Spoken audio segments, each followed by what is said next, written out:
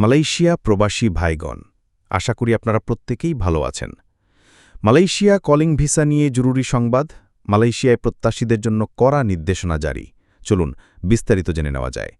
Malaysia calling visa চালু হয়েছে শুনে বাংলাদেশের কোনো এজেন্সিকে অগ্রিম টাকা বা পাসপোর্ট এই মুহূর্তে দিবেন না। আবার বলছি, কোনো রকম কোনো লেনদেন করবেন না এবং পাসপোর্ট জমা দিবেন না।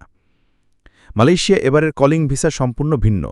কোনো ভুয়া কোম্পানি যাদের কোনো কাজ নেই, সেসব কোম্পানির কোনো রকম কোনো ভিসার অনুমতি পাবে না এবং কোনো কোম্পানি কলিং ভিসায় লোক এনে অন্য জায়গায় খাটাতে পারবে না। অন্য জায়গায় পাসপোর্ট দিয়ে ফ্রি করে দিবে। এই ফ্রি ভিসা সিস্টেমও এবার থাকবে না। মালয়েশিয়ায় সবচেয়ে বেশি প্রতারণা হয় নির্মাণ সাইটের ভিসা নিয়ে। এই জন্য এবারের কলিংয়ে নির্মাণ সাইটের কোনো অনুমতি নেই।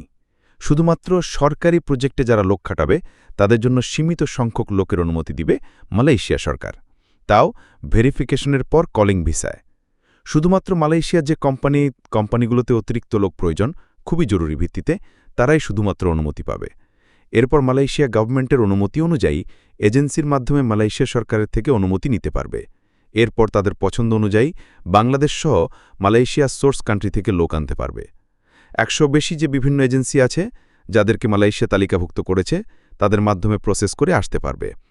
সিন্ডিকেটের নিয়ন্ত্রণ এখানে অনেক কম থাকবে।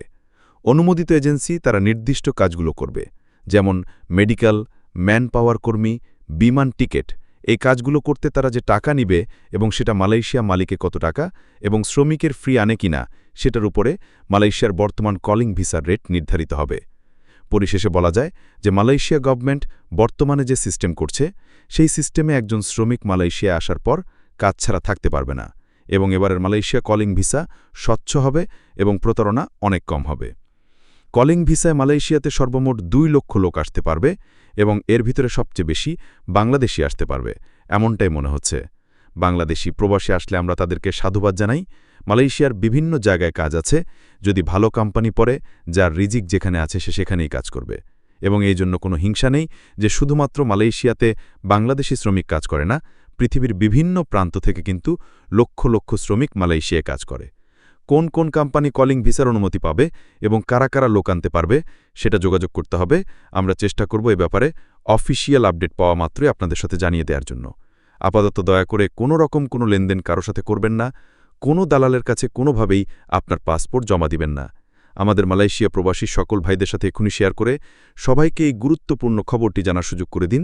আর আপনি যদি আমাদের এই চ্যানেল থাকেন, অবশ্যই আমাদের চ্যানেলটিকে সাবস্ক্রাইব করুন মালয়েশিয়ার সকল গুরুত্বপূর্ণ খবরাখবর সবার আগে পাওয়ার জন্য। ধন্যবাদ সবাইকে।